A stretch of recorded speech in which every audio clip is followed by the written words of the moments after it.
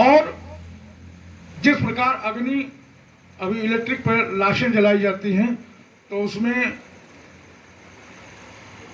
50 kilo का आदमी है तो 7 किलो राख, 10 किलो राख निकलती है। लेकिन वह जो प्रक्रिया है उसमें अगर 50 किलो का व्यक्ति है तो 50 ग्राम राख निकलेगी। मतलब इतना वो विगलित कर देगा उस तत्व को। रिसर्च चल रहा है, देखिए परिणाम कहाँ तक पहुँचता है। उस पर मशीनें बनेंगी, शिव डिस्ट्रॉयर के रूप में जाने जाते हैं। उनका तांडव, उनका नृत्य भी जगत का अवसान करने वाला है।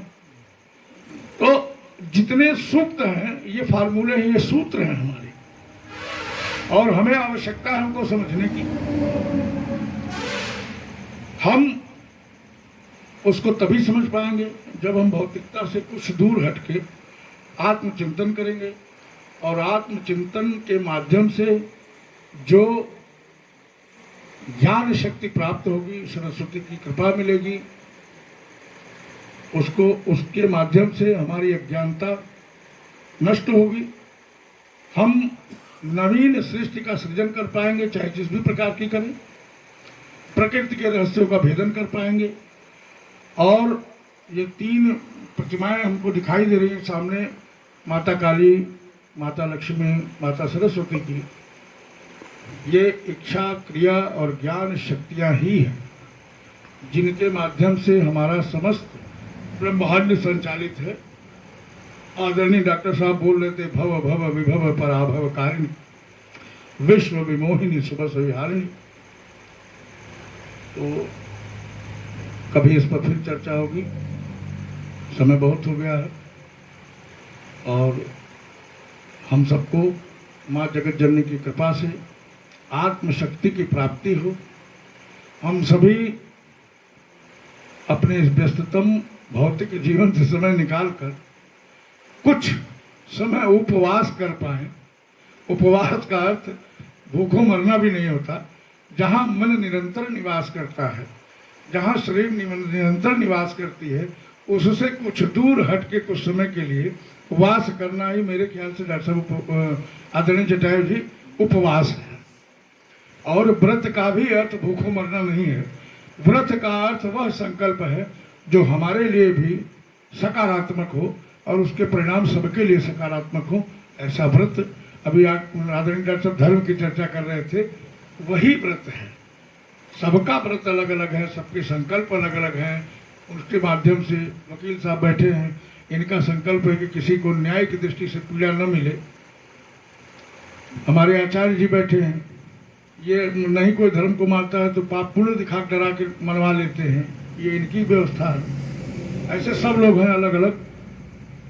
तो सबका अपना अपना धर्म, अपनी अपनी क्रिया, अपने अपने कर्म, लेकिन कोशिश यही करें कि अष्टादश पुराणेषु व्यासस्य वचनद्वयम् पुण्यम परोपकाराय च पापाय परपीडनम। हमसे जान के कभी किसी के प्रति कोई ऐसा अपराध न हो जिससे उसे पीड़ा पहुंचे, आत्मा की, शरीर की।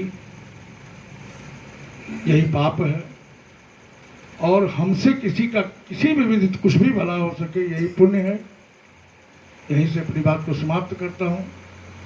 आदरणीय डॉक्टर साहब से अनुरोध है कि कल 9 दुर्गाओं की चर्चा आगे बढ़ाएंगे। जितने भी लोग सुनते हैं वो जानने के लिए आते हैं, आपसे यथार्थ ज्ञान की प्राप्ति होती है। गूढ़ रहस्य सरलतम ढंग से हम सभी परिचित हो जाते हैं गूढ़ रहस्यों से। हम तो आभार भी नहीं दे सकते आपको, क्योंकि आप तो अंग ही हैं हमारे। और एक हाथ कोई काम करे, दूसरा हाथ उसको थैंक यू करेगा कैसे? तो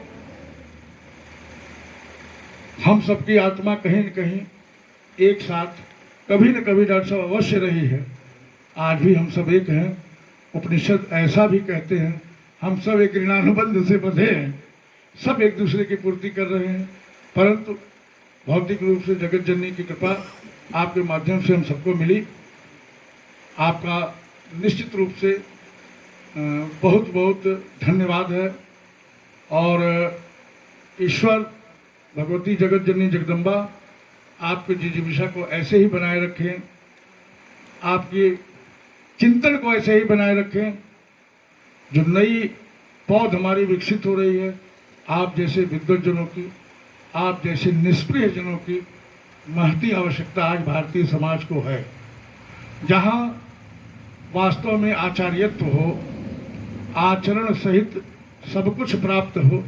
आचार्य की मेरे हिसाब से यही व्याख्या है। आप सच्चे अर्थों में आचार्य हैं।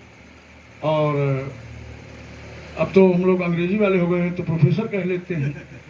तो आचार्यत्व आपका हम सबको प्राप्त हो, नई जनरेशन को भी। जो लोग विमुख हैं आत्मोन्नति से, उन्हें भी, उनकी अवस्था कुछ भी हो, शैशव काल ही है उनकी आत्मा का।